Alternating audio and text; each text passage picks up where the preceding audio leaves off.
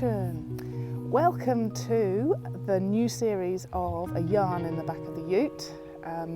I'm just going around the conferences and field days, and basically anybody that wants to talk about regenerative farming can have a bit of a yarn, and it's all in the back of the ute. So it's a bit of fun. Welcome to the back of the ute. Thank you very much. What a place for an interview. I know, crazy, eh?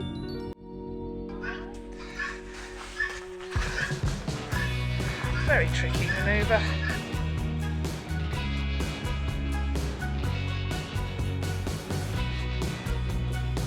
Slightly cruising around the back of the ute.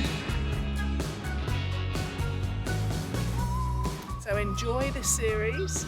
I'm hoping to get 100 conversations, and yeah, sit back, enjoy and listen to the wisdom of these regenerators.